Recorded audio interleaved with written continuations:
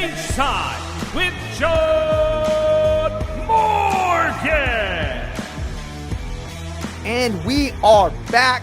Cageside with Jan Morgan. I'm your host, Eric McMahon. It seemed we are going to get on a regular schedule, everybody. I'm sorry. Last week I was out of town at a conference, just couldn't get out of it. And so we had to kind of dip on last week's episode. But what better way to get back in the fold this week, recapping UFC 291, phenomenal card, epic crowd, all things. We'll go into that. Justin Gaethje looks phenomenal. Pereira, is he the number one contender?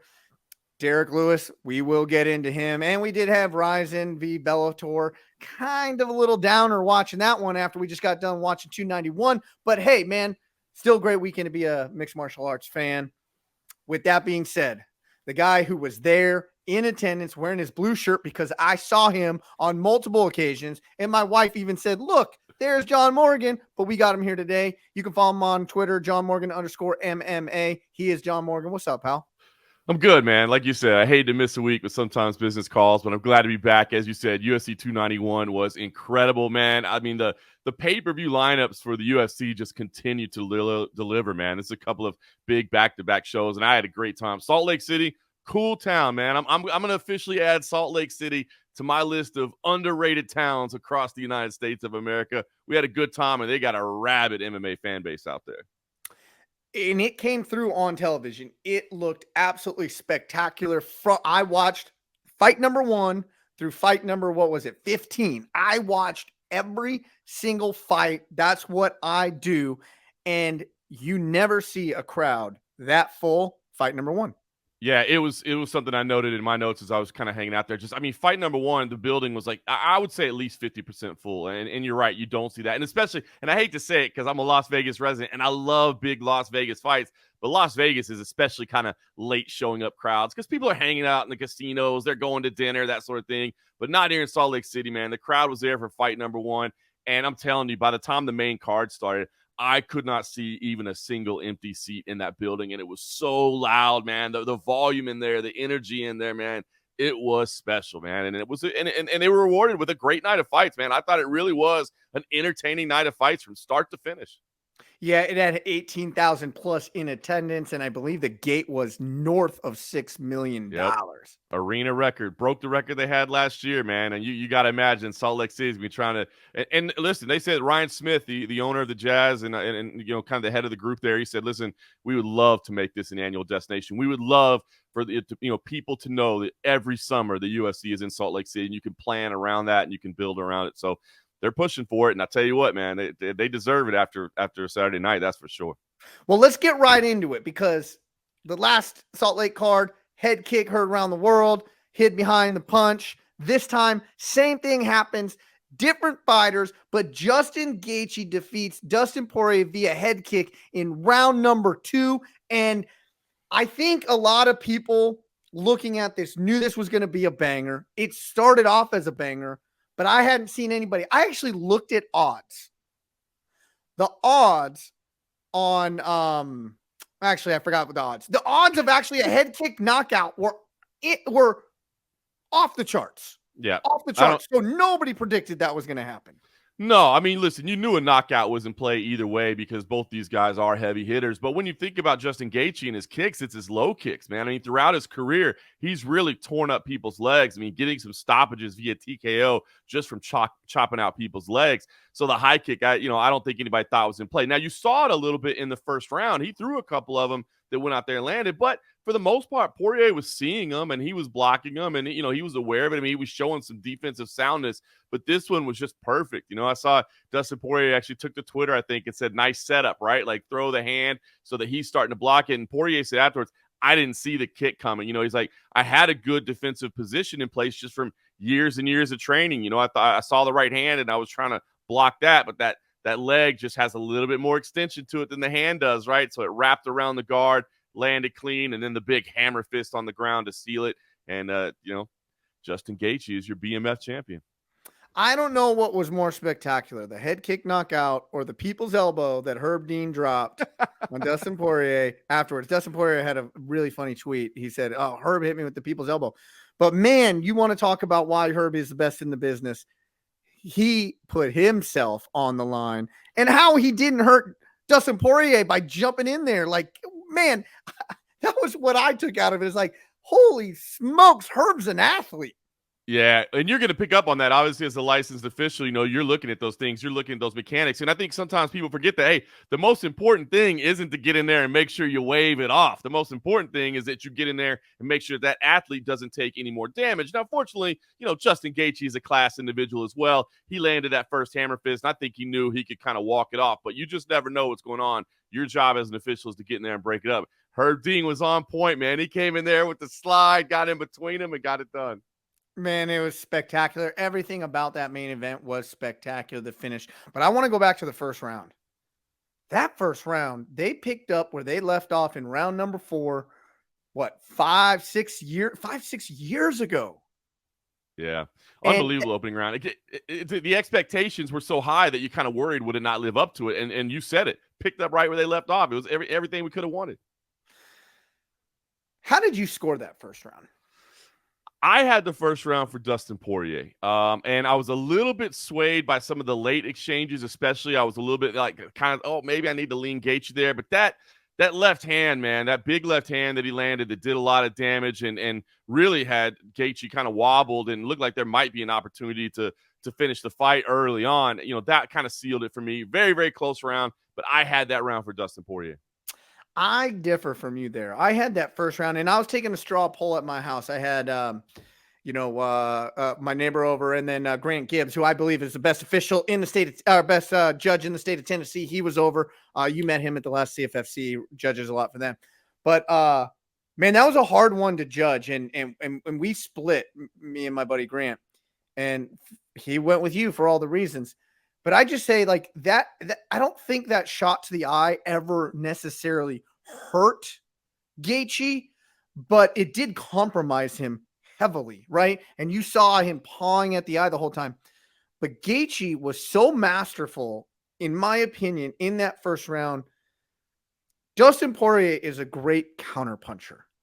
Dustin Poirier is great at seeing openings and exploiting them, and then putting his foot on the gas later in the fight.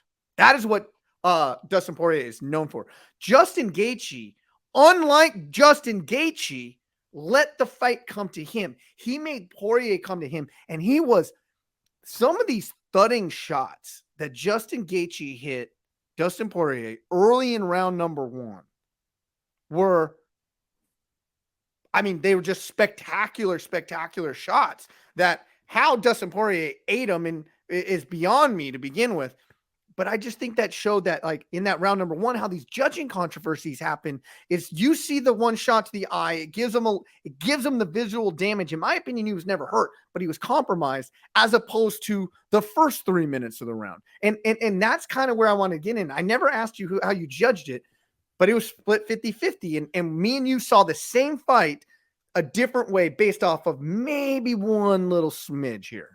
Yeah, a couple of things to talk about. It just goes to show you how great of a fight it was, how closely contested it is. The first thing I'll say is you got to remember, too, the perspective of everybody that's involved, right? Like, I'm watching from Cageside. I have one perspective that I'm seeing it from, and that is my position. And that's one of the reasons the judges really kind of are positioned in different places around the cage so they get different points of view. And then you have to remember, as a viewer at home, you're getting a completely different view than what the judges are getting because you're getting multiple camera angles. You're getting to see things in a different way. So it really and the just commentary is influencing you as well. And you're getting the commentary that will influence. And I'm telling you, it's going to influence you no matter what. I always say, like, even for the judges, I think the crowd sometimes subconsciously influence as well, just because, a shot lands for the hometown guy or the favorite, and everybody goes, oh, even though maybe it was blocked or maybe it didn't land clean. But the ones that the high kicks that slap off the gloves, but they make a really loud sound, and everybody goes, oh, but it didn't really land. And then the opposing guy doesn't get that. So that could be an influence. But so that's one thing to think about with the judging. But to your point about the way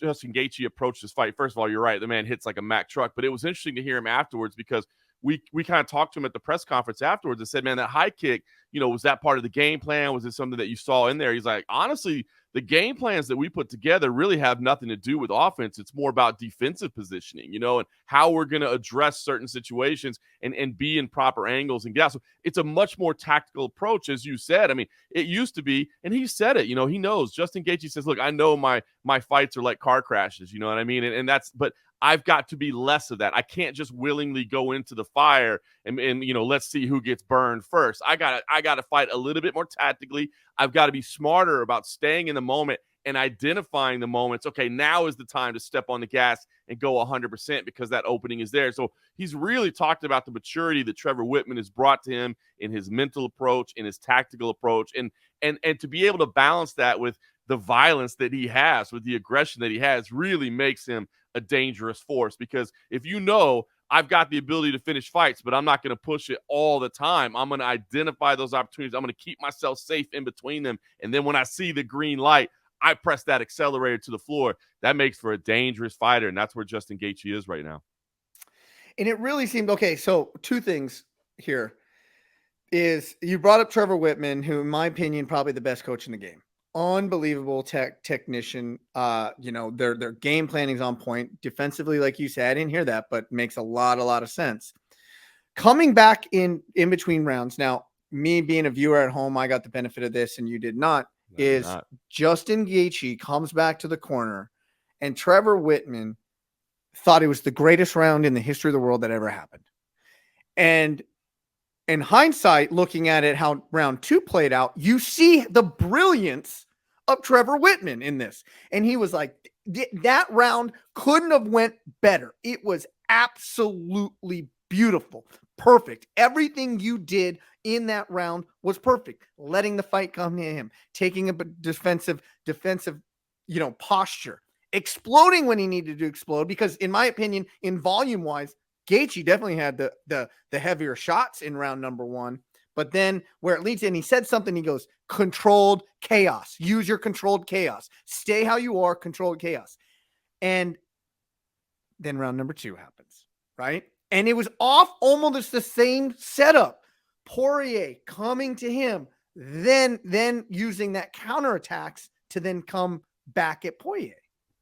Beautiful finish, man. It really was. And you know what I think is an often undiscussed importance of a coach that I see a lot is the psychology that they can provide in a fight as well, right? I think Saif Saud is great at it. I think John Crouch is great. I mean, there's a number of guys that are really good at that, and Trevor Wittman is certainly one of them, because sometimes in certain situations, maybe you do need to get yelled at a little bit. Maybe, you're a little sleep at the wheel, or you need a little shot of adrenaline because for whatever reason you're a step behind. But man, I mean, you've been in the cage in a very unique position, right? It is a chaotic scene, man, and the things that are unfolding in there are happening a mile a minute, man. You think they're happening fast in practice or in sparring, like at full game speed at the level that those guys are fighting at? It's unbelievable. So to be able to come back in the corner, I think sometimes it's people undervalue. You don't necessarily need to get yelled at. Sometimes it's like, hey, soothe yourself down a little bit, relax, bring yourself, collect your thoughts back together. Go back to the things that we've practiced. Go back to the things that we've identified, but make sure you're calm and you're thinking, because it's hard to think in there sometimes with all that is going on. And I think he did a masterful job of doing that. And him and Justin Gaethje just had this connection, man. They'll both talk about it. And Justin is happy to tell you how much Trevor has meant to his career and really helping him grow as a fighter. And you saw it here. And this was just this was a massive, massive win for Justin Gaethje. I'm glad you brought up growth as a fighter, because this leads me into my next point.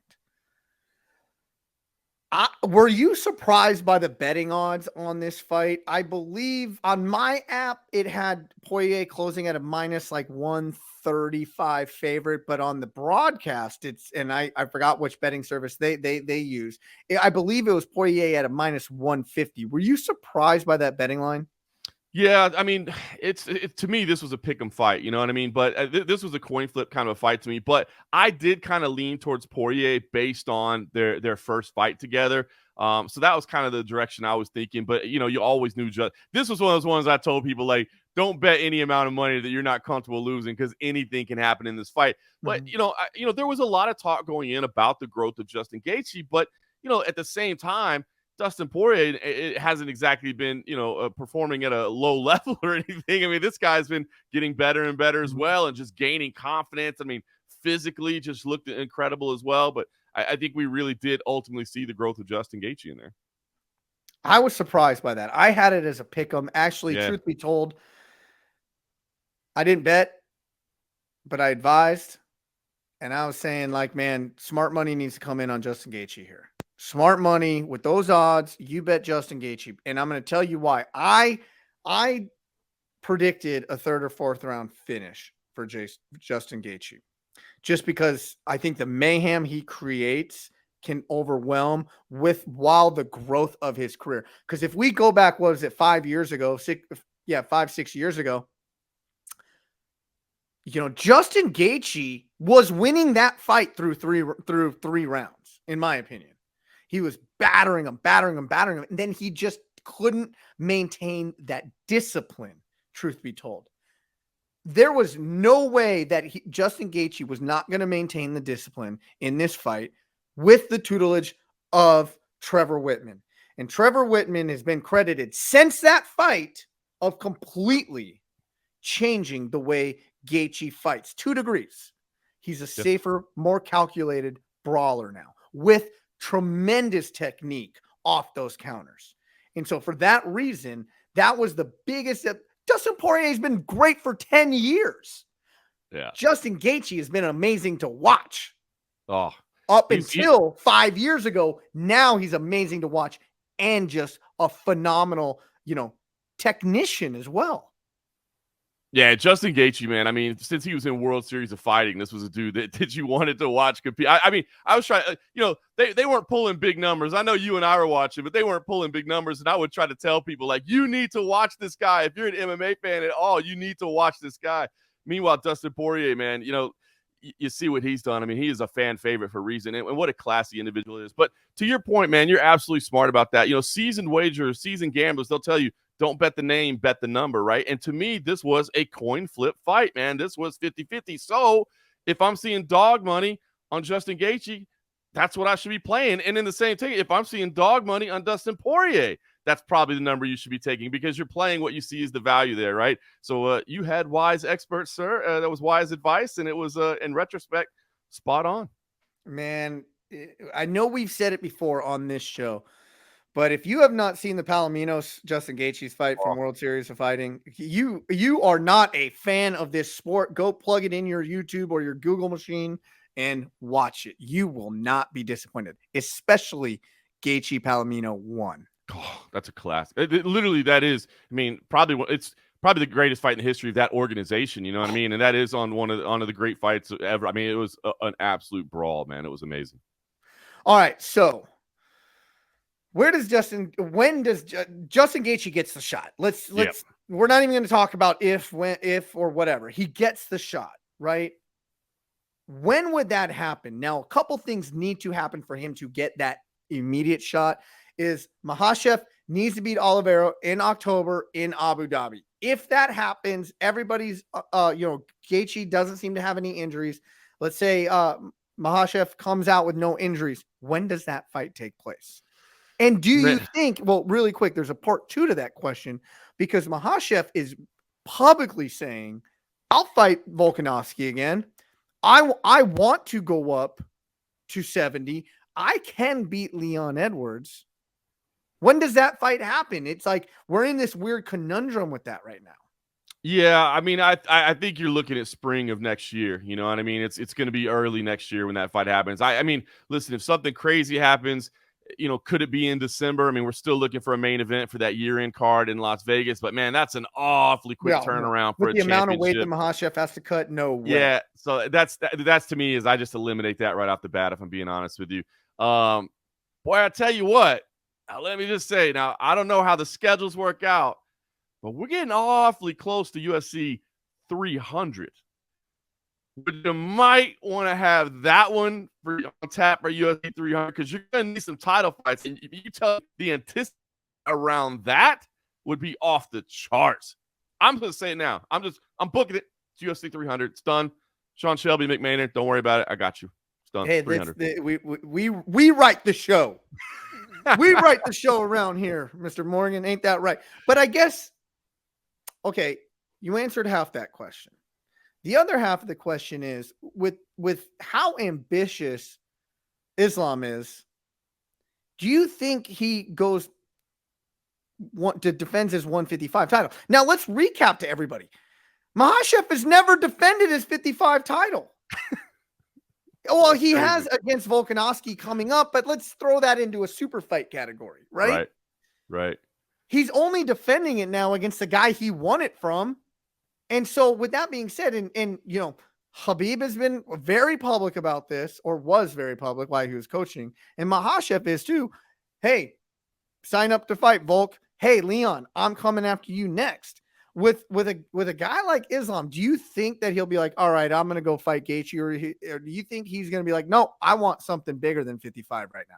No, you know what? I think the hype right now around Justin Gaethje is there, right? This was a statement-making performance. Like, had this been maybe, you know, a longer brawl, a close decision, maybe he's beat up a little bit and does get a finish, but it's late, but it's after he takes a ton of damage from Dustin Poirier, then I could see Islam saying, come on, this is the guy you're going to try to give me? Like, no, that doesn't interest me at all. But I think there's interest around Justin Gaethje right now. I mean, he's been this all-action guy from day one. He's this absolute wrecking machine, right? He's fun to watch. He's got fan support behind him. And now he takes out another fan favorite. He's got the BMF title, which, of course, it's not a quote-unquote real title, but it's cool. It still means something. It looks nice on you, and you get to do that. So, I mean, it means something. So I think it's there. Plus, listen, I mean, you still got to wait right now for Leon Edwards and Colby Covington to get their situation worked out. Looks like maybe November that might be happening in Madison Square Garden. They've got to have that fight first. I do think there's interest in seeing the Volkanovski fight again. I really do. I mean, Volkanovski, he's such a great fighter, and that fight was so close. And let's be honest, Volkanovski doesn't have a lot of, you know, contenders right now at 45 where you're like, I've got to see that fight. So I think there is interest in it. But honestly, right now, if you're saying, John Morgan, man, you know, who do you want to see Islam? Let's say Islam gets through Charles. And hey, let's not write out Charles. Charles is dangerous, but we have seen that fight. So that's why we're saying, but if Islam gets through him, and John, here's what we got. You know, we got Volkanovski, we got Gaethje, and we got Leon Edwards. They're all ready to go. They're all 100% healthy. Which fight do you want to see most? I got to be honest, and maybe it's a little bit of recency bias because of what we saw on Saturday night, but I'm saying I want to see him fight Justin Gaethje. I can't disagree with you there. It's just, I think a personality like Islam, he holds a lot of cards though too. He really just does. So it's going to be interesting to see, but I'm glad you brought up one thing, the BMF title. Jorge Masvidal, bestowed it upon Justin Gaethje. But did you guys see the no-sell Justin Gaethje gave Masvidal and the no-sell Masvidal gave Gaethje? I don't know what that was about, but it was evident that there was no selling going back and forth. Now, I know that Masvidal was teammates with Poirier, and he probably wanted Poirier to win, but did you find that a little bit odd, or was it just me? No, listen, going into it, Justin Gaethje said one of the things I love is that I know Masvidal is going to hate wrapping the belt around my waist, and I love that he's going to hate it, so I'm going to win it. And you know, in the moment, I did see it. He did say, Gaethje said afterwards, he said, listen, everything was happening so fast, you don't really know what's going on or whatever. So he tried to make it seem as if he didn't intentionally try to disrespect him or anything, but it was very much like, here you go. Like, let's get this transaction over with as quickly as possible. This is purely a transactional relationship right here. That's 100%. Now, listen, I don't know what I want to lay this out for you. I had this revelation fight week, right? And, you know, we kind of joke about writing things and how they're going to happen. Now, I think UFC 300 is going to happen. Now, if I was in the writing room, let me give you the scenario. Justin Gaethje beats Islam Makhachev to win the lightweight title, right? So now he's the BMF champion and he's the lightweight champion. Dustin Poirier picks up 1, maybe 2 wins, gets himself in the #1 contender position, and then we have the trilogy fight between these two for the UFC lightweight title and the BMF title. You put both belts on the line. You have the trilogy fight sometime late next year. I'm not saying it'll happen, but I'm saying if I was in the writer's room and I could just lay the script out for how things play out, what a scenario that would be, huh? You're not doing a good job for all those wrestling nerds out there saying this stuff ain't a work. You're not doing us a service right now, Mr. Morgan. I know it's funny. It's like I said, there's a lot of things that have to happen, and the likelihood of it are low. But can you imagine if that was the case? And then if I'm just gonna write the scenario, Poirier wins it, he retires, he calls it a day. It's in New Orleans, Louisiana. That's where the fight is. I mean, look, it's fun. There's Hot fun stuff sauce is falling from the ceiling. yeah, bro. Throw that Creole maple out there. Oh man, it was just what a night, what a main event. Let's move on to the co-main here. Alex Pereira defeats Jan Blachowicz via split decision. Before we get into any talking, Jan is not happy. Takes to social media, says I was clearly robbed. What say John Morgan? I like Jan Blachowicz a lot. He's one of the nicest guys you'll ever meet, man. And I mean, just a good dude that has paid his dues and been in some bad situations and battled himself back. But I can't agree with him here. Even, I'm just going to say it right off the top, I scored this fight for Alex Pereira.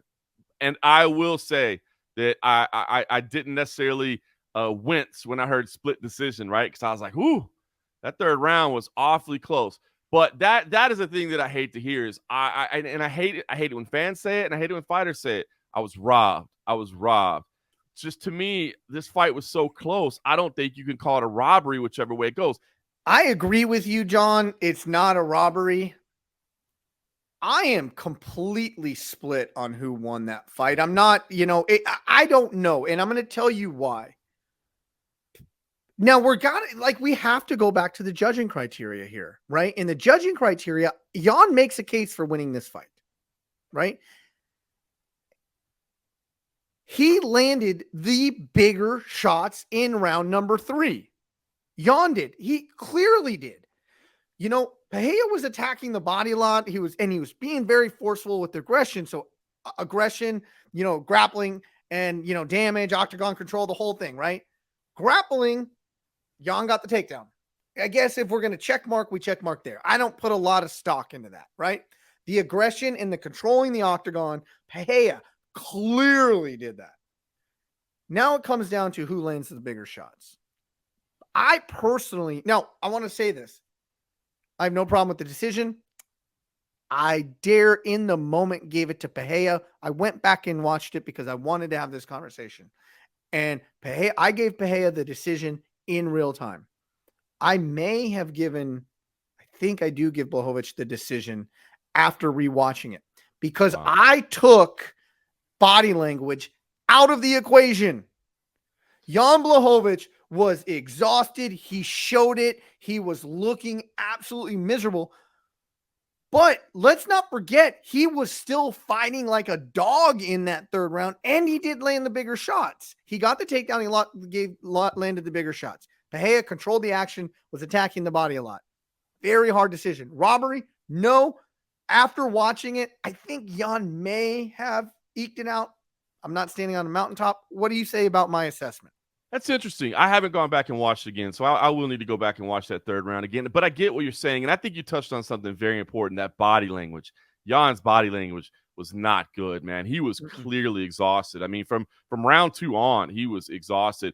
And I'll be honest with you, when he got that late takedown, because I'm with you, I don't really credit that late takedown for much, and judges will tell you, based on the current criteria, like a takedown is more of just a change of position than anything else. It's kind of what you do with it once you're there, and he just didn't do anything. Like, had Jan postured up for those last 45 seconds and just rained down hammer fist, if he was throwing the same kind of ground and pound that Bobby Green had about an hour earlier, man, like I think he steals that thing late with that late rush. But it just wasn't there. He just kind of took him down and just was kind of happy to hold position and stay there. And I think that cost him. Meanwhile, you had Alex Pereira landing some shots. And the damage is tough. It's tough to tell sometimes. Right? I think both guys are heavy hitters. Of course, Alex is moving up from middleweight. But, the dude was bigger than Jan, which is crazy. So, he was landing with power. And I always say it's the one problem that I kind of have with the current criteria is that we talk about damage. But it's not like a video game where we have a damage meter and we can actually see the power seeping down or a little bit. So it's kind of tough to weigh sometimes. So I agree with you. I think it's a close round. Interesting that you changed it going back and watching the second time. Now I kind of want to go back and watch it again and see if I change it as well. But watching it live, doing what you have to do as a judge, I had that for Alex Pereira, but a close fight, not a robbery to me. A close fight, not a robbery. Yeah, and that begs the question. So Dana White earlier in the week, who Dana White was not in attendance. I didn't know this, but it was his birthday. He was in Italy, as you told me before we started recording. Dana White earlier in the week, or shall I say, Jan said that he had conversations with Dana White and the decision makers for the UFC, and said if he won, he would get the shot. Him and Jiri for the strap. I never heard any of that. If Pereira won, whether he would get the shot. I would assume he does. He just took out the number 3 ranked fighter in the world at 205. Does he? I think so. I think it's the fight to make right now. What a fight him and Jiri, though, would be. Oh, my. Imagine them banging it out. Well, that's why I'm telling you. Stylistic, I think it's the fight to make. I can tell you what was cool all week long, too, was Alex Pereira. The pop he was getting from the crowd at the press conference, at the weigh-ins. I mean, you see it, right? Like, oh, everybody gets a cheer. But, man, some fighters, they step in there and that volume just goes to a different level. When their face comes on the screen, there's cheer. And Alex Pereira was getting that all week. Now, this wasn't the most scintillating victory, right? This isn't the, I just talked about how I feel like Justin Gaethje's performance made it such a no-brainer. I could see how some people might go, well, come on. I mean, that wasn't really the greatest win. I'm not even so sure he won. Do we put him in a title shot? But I think given Pereira's popularity, given just the chaos that's at the top of the light heavyweight division, right? Where, I mean, the belt's been seeded and, had to hand over. Jiri gets hurt. Jamal Hill gets hurt. There's a draw in between. I mean, we haven't had a real firm champion in place for a while now. I think the popularity that he brings to the table and exactly what you just said, the stylistic nature of the fight where it's like, oh, that's going to be not where you go, oh, well, it's somebody that's more of a grappler. So if they can get a hold of Jiri, they'll really, no. Alex Pereira and Jiri Prochazka going to go out there and they are going to bang. It's going to be awesome. I don't know when this will happen. I'm hoping maybe this becomes December headliner in Las Vegas. I'm hoping maybe that will be when the light heavyweight title is contested, but I think it's a great fight. I think that's the fight to make. Man, take my money. You imagine Jiri just coming out wild, and Pereira is that stoic. Man, watching Pereira fight scares the daylights out of me because he keeps his hands so low. I can't believe he does that all the time.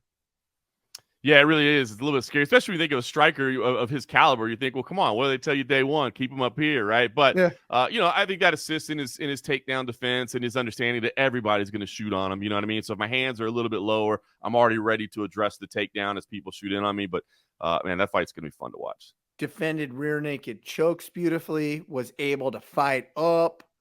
And, see the growth. Well, and I actually asked him about that afterwards. I said, hey, listen, I know that first round didn't go your way, and it certainly wasn't ideal, but are you almost proud of that round in a way? In the fact that you got put in the exact position that everybody wants to put you in, the exact game plan that everybody – because nobody's going to come up with a game plan that says, hey, how about we stand and trade with this dude, and I bet we can hit harder than he does. Like, no, you don't. You know what I mean? Like, let's grapple with this guy. And Jan showed it in the first 30 seconds.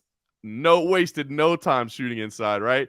So I asked him, I was like, do you almost take some pride in that? And he's like, yeah. He's like, look, I'm working on everything. I'm getting better every day. He's like, I got Glover Teixeira showing me the ropes and leading me and getting better. So yeah, I was proud of myself. And I think, look, it's easy. We talk about the mental side of this game. You get in those positions and it's easy to quit and just be like, you know what, man, this is too much. But by showing your heart, by showing your determination to get out of that position, you earned yourself a second round, which means back on the feet, back in the stand-up department. And that's when he, really started to do work. And you saw Jan tried to shoot again, and then he was just, the exhaustion was evident. And that's when Alex Pereira really started to take over. What was the pop like when he starts walking out of the tunnel like this? Oh, man. That gives me chills watching it. It's become an iconic entrance. I mean, he's how short of a time has he been around the UFC? But he comes in with that, the music, the kind of that tribal drum beat that comes in, does that, brings out the bow and arrow, and it just takes aim and fire. I mean, it's cool, man. It has become an iconic entrance. And to answer your question, the pop was tremendous, man. It is one of the – I'm getting chills now thinking about it. It is one of the best entrances in the game right now. It was awesome. Hopefully that Jiri Pereira fight materializes, end of the year card. Take my money. You can have it, UFC. Now let's go to everybody's favorite fighter. Derrick the Black Beast Lewis only needs 33 seconds to beat Marcos Rogeria de Lima. Have I ever seen a running, flying knee out of Derrick Lewis? No. Have you?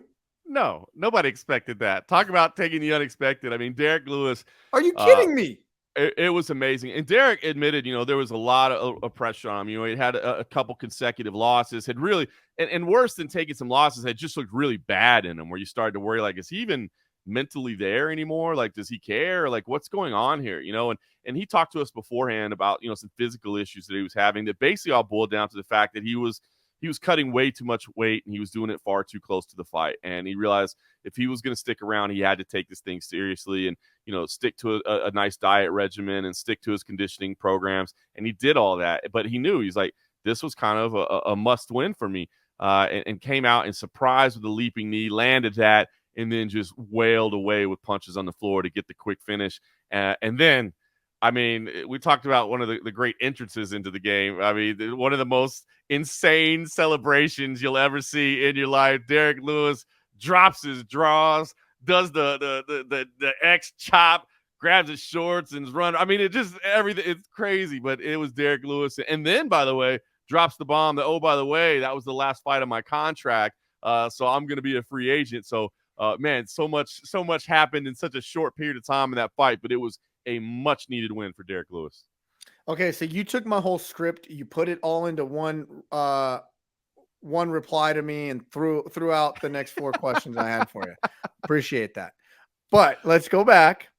So, what was more entertaining? The fight or the post-fight celebration / interview? Because he almost hit all his greatest hits in that interview as well. He did. Well, and let me tell you something. It was so loud because I think his last line was the craziest and most funniest, but I couldn't hear a single word of it, right? Because it was so loud in there. People love Derrick Lewis so much, man. He is such a popular fighter. But yeah, I mean, the fight itself was entertaining. It was fast. I mean, you knew 2 big heavyweights. Now remember, that fight was originally supposed to be on the prelims. But when the Wonder Boy Michelle Pereira fight dropped out, they moved Derrick Lewis, Marcos Rogeria de Lima to the main card. Now, you knew those. I mean, those 2 guys, if you look at their combined records, they don't fight out of the first round very often. So it looked like it was going to be a pretty explosive fight. But as you know, heavyweights at altitude can be a problem if it doesn't get finished early. So there was a chance that this could turn into a really kind of ugly kind of fight, but it didn't. It thrilled. It was amazing. It was incredible. But to your question, the celebration was insane, man. I mean, just Derrick Lewis being Derrick Lewis, doing all, I mean, the multiple celebrations that he had all linked into one there. And then, as you said, the interview with Joe Rogan. I mean, just Derrick Lewis is legit one of a kind, man. He is one of the most unique characters we have in the sport, and he is incredibly loved. And, bummed for Marcos Rogeria de Lima. This was a big opportunity for him, but it was a very needed win for Derrick Lewis, and it brought the crowd to life, that's for sure. My next question is going to be the assumption that the UFC does re-sign him. I don't see any way possible that they don't. So we're going to take that as a yes, they will. So where does the UFC go with him from here? Because if you're asking me, you only put him in bangers. You only put him in fights that guys are going to stand and trade with him. Am I wrong for saying that? No, you're 100% He's not a right. title challenger. Let's be honest. He's not. He says, listen, I still want to try to make a run, but I agree, man, especially right now up at the top of that division, man, there's some tough fights. So yeah, you put him in fun style fights is I think what you do. And let me just say, I think it's twofold, because number one, he's one of the most entertaining guys on the roster, right? So there's no way that I don't think there's any way they're going to let him go. But number two, Francis Ngannou is going to be looking for an opponent very soon to fight on the pay-per-view in the PFL. And I just don't think the UFC is going to give them, any ammunition. And I know they fought once before and it was a terrible fight. I don't think, and I always said if they did the rematch and they fought again, I don't think it would be that same terrible fight. I think there was a lot of extenuating circumstances there, but I just think the UFC right now is going to keep every heavyweight on the roster so that they don't give Francis Ngannou anybody to fight. But you are right. I don't want to see him, against, like for instance, I don't want to see him against a Jailton Almeida, who I know is going to shoot in and try to take him down. And I know they're ranked right around the same place. I don't want to see that.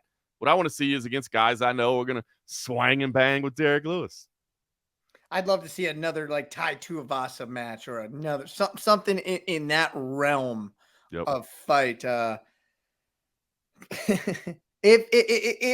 If everything we've talked about wasn't enough, Tony Ferguson was on the card as well. Now, Tony Ferguson just dropped his 6th straight fight, loses to Bobby Green via arm triangle in round number 3. I gotta be honest though, Tony Ferguson, aside from, in my opinion, having the best walkout music in the game, yes. Aside from that, I was so worried about Tony Ferguson coming into this fight. Like, why would they make this fight? Like, why would the UFC make this fight? Why would they do that to Tony Ferguson? He shocked the hell out of me. He looked better in this fight than I've seen him in a long time. I don't know what had changed. Obviously, he's lost a step. Obviously, in my opinion, taking way too many big shots. But I was surprised about how good he looked in this fight as well. He sat down Bobby Green once and hurt him a second time before the eye poke, sitting him down with a jab. Well, I agree, and I'm glad that you already referenced the eye poke, because I did have concerns, because Tony Ferguson to me is not the type of guy that's going to be like, yeah, you know what, I have a little trouble seeing right now, like I don't know what's going on. Like, he's just going to go out there and fight, and he has come out since and said, listen, my vision was severely impacted by that. And Bobby Green is not a guy. Well, I mean, really, honestly, nobody on the UFC roster do you want to go in there and fight with your vision impacted. But Bobby Green, especially, because, man, he's so slick, right? I mean, his movement, oh, my gosh, the speed, his boxing, his head movement. It's tough, man. You got to know what you're doing. And listen, Tony Ferguson came out, hit an Minari roll, and I didn't hate the idea of it, right? Like, let's just try to change things up. But then, goodness me, the ground and pound of Bobby Green was savage, man. He was throwing aside the legs for the triangle. I mean, Bobby Green just looked great. So, but you did wonder how much did that eye poke impact Tony Ferguson, because he looked like two different fighters before and after. And he has come back and said since that, yeah, my vision was impacted. So I'm interested to see what they do with Tony Ferguson next. I mean, he said coming into the week, hey, 5 fights and a title. It's tough, man. There's some killers at the top of that division. And I don't think, Tony Ferguson necessarily has championship days ahead of him. But the outcries of like, please don't let this guy get back in there, I just disagree with those. I mean, the guy is still a savage. He's still got the will to compete. It's not like he got flatlined. He took some big shots out there along the way. You know what I mean? And now, you realize that his vision was impacted. So I have a lot of love for Tony Ferguson as a fighter. He's given us some incredible performances over the years. And if he still wants to compete, I mean, this is one thing I try to tell people. Remember, when you're calling for somebody to retire, remember 2 things. One, you're telling them that the biggest opportunity they have to make money in their livelihood, you're telling them they don't deserve it anymore, right? Because Tony Ferguson is a smart guy, and he's invested in some businesses, and he'll do some things, but he's never going to make the kind of checks in a business transaction that he makes when he steps into the UFC octagon. And the other thing you're taking away from those people is, man, the ability to do something that they love, you know what I mean? That they absolutely love. I mean, it is difficult to take that ability to compete and perform away and to never allow them to do it again. So I get it. Had he gone out there and gotten flatlined, maybe say, I'm a little bit worried. As you said, it is evident that he's a step behind. I mean, there's just no denying it. Everybody does. Father Time's undefeated. But I don't have an issue with him getting back out there and competing again. I think he's a warrior, and if he wants to do it, he's earned the right to do it. Well, okay. Is it time for him to retire? I won't ask that question now. I understand. And listen, I know that a lot of it comes from a place of love, and that's great when people say, I just don't necessarily want to see him there. I appreciate that, because you don't want people to take long-term damage. But I don't know, man. The guy's still got the warrior spirit for me. I don't know that necessarily, again, he's going to be performing at a championship level, but I'm okay with him being out there, man. It's a damn shame, he didn't have, that eye poke really impacted things. And again, not malicious on Bobby Green's part by any stretch of the imagination, but the things just happen, man. They happen from time to time. I think if Tony Ferguson goes back and rewatches this fight, he's going to be disappointed in himself, truth be told. One of the biggest differences of Tony Ferguson of prior to Justin Gaethje and Tony Ferguson now is the volume in which he fought at, right? The volume in which he throws at. he was closing the distance very, very well. And 5 years ago, the onslaught would have just happened and the firefight would have happened. He forces you to engage in a firefight, i.e. see Anthony Pettis fight. And so when that distance gets closed, the firefight happens and he does not stop throwing. As he's closing this distance here, he just always looked tentative. He looked gun shy. But I do want to bring up one point, and I don't know if you noticed this. The commentary never said anything about this, but I caught this early on. Every time Ferguson switched stance and threw the lead jab, which would be the right hand, he hit Bobby Green every single time. It's the way he sat him down. It's the way he wobbled him again after that. And then he caught him 2 or 3 more times after that. And every time he would switch, he would throw, but then he just would be so hesitant after it. So I think if he really went back and watched it and he's like, man, if I kept on switching those stance and threw that lead jab off of it, because now it's not a jab, it's a lead power jab. I mean, there's a big difference there.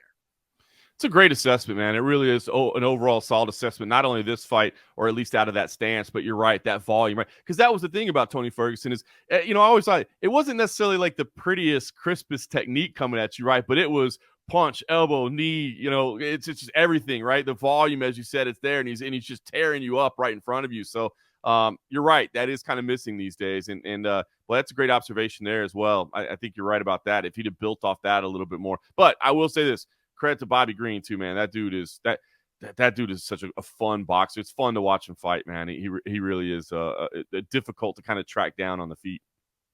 Yeah, and Bobby Green was definitely being the heel in that fight, man. He was talking some smack, dude. Don't talk smack to our legend Tony Ferguson. Come on, man. Hey, it's not a Bobby Green fight without a little trash talk in there, man. He's gonna be talking to you. So this past weekend, UFC 291, obviously we can go through fight number 1, Amanda Maverick looking amazing. it's a big card when Miranda Maverick, and everybody knows I'm a big fan of her. Especially coming out of, I've seen her in the early promotions coming out. Like, she's awesome. It's a big card when she gets the curtain jerker fight, curtain jerker. Yeah, the pay-per-view, it was loaded. The prelims were fun. I mean, it really was. I mean, we had what, one decision on the prelims, one decision on the main card. And not to say that decisions can't be fun fights. There are. I mean, some of the most epic battles we've ever had are because they went a full 3 rounds or a full 5 rounds. But fans like finishes, man. Big knockouts, big submissions. That's what you like to see. And we had a ton of it on here. And fights that meant something as well, man. Fights that really had some impact in the divisional rankings. So it was a fun card. I hope the UFC goes to Salt Lake City every single year, because what we say is atmosphere, it just breeds like enthusiasm for not just the people there, not the fighters, not the media, not the commentary. It breeds excitement for us viewers at home. And you could not have a stark comparison as when you turn on Bellator v Rizin 2 from Tokyo, Japan, late at night, where that crowd, just the culture is a lot more subdued audience. And now it just made, after watching UFC 291 and that crowd in those fights, to then turning on Bellator and the crowd there, even though the spectacle of the super arena, the lights, the ballyhoos, all that, it was just like, it's tough, right? It is funny when you put those in comparison, because, look, I've been fortunate enough to go to some events in Japan. Never got there during the Pride days, which is one of my big regrets. I never made it to a big show at Saitama, but I did see some UFC events over there and some Bellator over there as well. And it's just different. And there is something pretty cool about it, right? Like, I mean, you can hear a pen drop at most times. They're very quiet and reserved, but then they know the sport so well that they'll give like a polite, applause for a guard pass or something like that. So it's cool. But yeah, when you put it next to the spectacle, it came a little bit flat. And to me, and there's nothing that can be done about it, but I mean, one of the biggest disappointments of the night was the Kyoji Horiguchi fight, Makoto Takahashi. I was so personally excited for this. I mean, it was their inaugural flyweight title fight, and it ends in 25 seconds due to an eye poke. That was just such a letdown of the night. So a little bit frustrating, man. It was a little bit frustrating that thing didn't pan out the way it was supposed to. And of course, the main event, we lost AJ McKee on the fight week. It was just, I applaud Bellator and this partnership with Rizin. I'm so glad they continue to do it. Like, I think co-promotion is awesome. I think traveling to Japan is awesome. There's a fight culture there. I mean, obviously it's a huge part of the sport, and a lot of fighters, really just value the opportunity to go over there and compete in front of that crowd. Like, you won't get a Japanese crowd booing at you. You know what I mean? They're respectful. They love the sport. So it's cool. But this fight card, I just felt bad. I mean, you lose one of the biggest names on the card. You got your inaugural flyweight title, and it ends in 25 seconds on a no contest. It just, things unfortunately didn't work out. Hopefully it doesn't discourage Bellator from continuing to do things like this with Rizin. Do you have any intel on the Pitbull brother skirmish backstage with? I forgot who they had a skirmish with backstage. Yeah, so apparently there was some disagreement. I haven't seen all the details of that yet. I was just kind of looking at that this morning. I was traveling back yesterday and catching up with the family. I saw a little bit of that late, so I'll have to look into that more. Doesn't surprise me that the Pitbull brothers were involved in a little bit of a skirmish with people. They don't mind talking to people. They don't mind standing their ground. But yeah, sounds like there was a little bit of backstage drama. And Pitbull brothers go 1-1 on the night. Now let's go ahead, look ahead. UFC on ESPN 50 from the Bridgestone Arena in Nashville, Tennessee. Corey Sandhagen in the main event. Corey Sandhagen 16-4 takes on Rob Font 20-6. Maybe even a more marketable main event than they were before. What can we expect? It's gonna be a great fight. I think you hit the nail on the head. It was supposed to be Umar Nurmagomedov in here, which was a big fight, right? Because Umar seems to be this kind of rising force in the division that's really going to be a factor. But I think stylistically this is going to be a lot of fun. Corey Sandhagen and Rob Font are definitely going to go and throw down. It's going to be at 140 pounds because of the late notice, the late change. But Sandhagen, man, he is as good as it gets. The guy is so technical and so fun, and Rob Font's got that super crisp boxing on the feet as well. So. I'm very, very excited for this. This is a big one in the division, but as you said, I think it'll just be a lot of fun as well. I'm anxious to see Sandhagen live. I've seen him on TV, the unorthodox, the throwing from every angle, the dipsy doos, everything that he can do. I'm anxious to see it in person. Are you going to be there? Can I buy you a beer after the event? No, I'm not going to get the trip for this one. I'll actually be in San Antonio on Friday night PFL. Also on TV. Well, I'm going to be there. I'm going to be working the event again.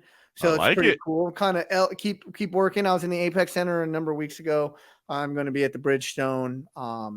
Kind of still in my training phase, but I'm tremendously looking forward to it. One more step up the rung.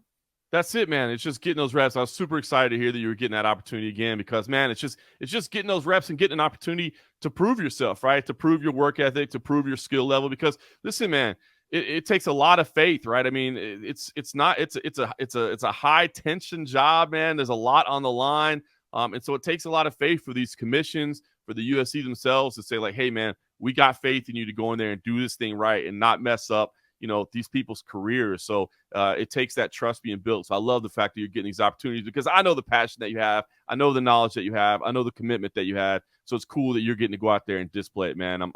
I can't tell you how happy I am that you're going to be there again. Yeah, man, I'm tremendously looking forward to it. And then hopefully out in Vegas sometime in September for another card. But man, this was a fun episode. I just got to keep on going back to Justin Gaethje is just a savage. He's just in the growth and the elevation, I've seen him back from when I just started rooting for him because he was not from my hometown, but my home state in Arizona. It's growing up in Stafford, Arizona, small little town in the middle of nowhere to now this MMA superstar knocking out the guy that aside from Conor McGregor, have I seen him Poirier be finished like that? No, listen. He had a great message. There was somebody from an Arizona media outlet at the post fight that was just like, hey man, do you have any message for those back home, in Arizona? And he said, I come from a town that has about half the number of people that were in this building tonight to watch me compete. If you can imagine that, twice as many people as from his town were in that arena to watch him compete. And he's like, and look where I am.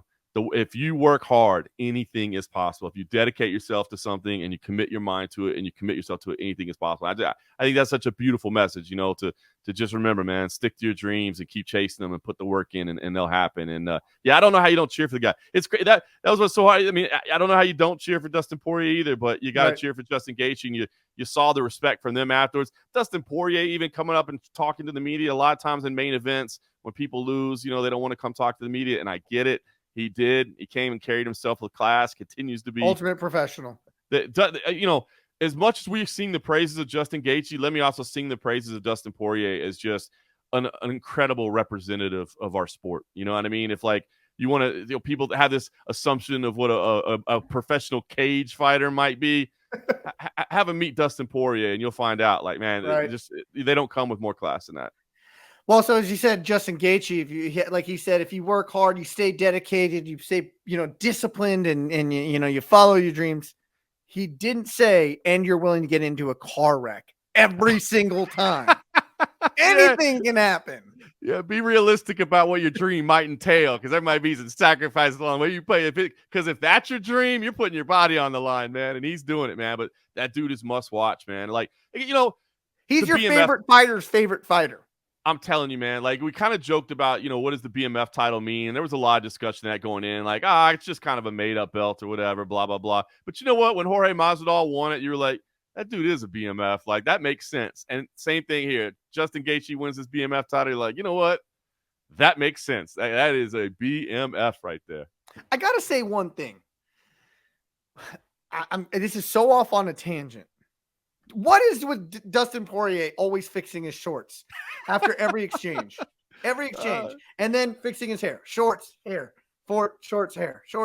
Is it just like a nervous twitch he's got? Yeah, it's just that's what he does, man. I don't know if I'm sure people try to coach it out of him at some point, and it's just like, man, this is just what makes you feel comfortable. It's that little tick, you know what I mean? He's just got that little tick. Some guys you'll see it. It's they'll pull on their gloves or they'll push their gloves or whatever. Maybe his is he'll yank the shorts up a little bit. Yeah. I mean, watching it is funny. People somebody at my house was like, what is he doing? I tell you, like normally, I can't remember. I don't know if it was a breakdown or something that I heard, but it's like, when it didn't pan out this time around, but it has many times for Dustin Poirier. Like when you're fighting Dustin Poirier and you see him wipe the hair to the side and yank his shorts, you done effed up. Like he's coming at you that like, he did. I will say it seemed to me like he was doing a lot more of this fight than he normally does. Like he usually does it in moments. He was doing it a lot here, but yeah, it's just kind of this like nervous tick that he's had his whole career. Yeah. I mean, I've noticed it a lot, but I guess to your point, I did notice it a lot more Saturday night. A lot more. And it was probably, what I think maybe made it stand out more? He had a lot of farmer's tan going on there too, bro. So when he would pull up the shorts, you could see some white skin right there, bro. He had some farmer's tan going on. Oh man, well that happens when you're out in Florida on that beach, right? So anyways, tremendously fun episode. Looking back on 291, looking ahead to ESPN UFC on ESPN 50. I'm Eric McMahon for John Morgan. Enjoy the fights.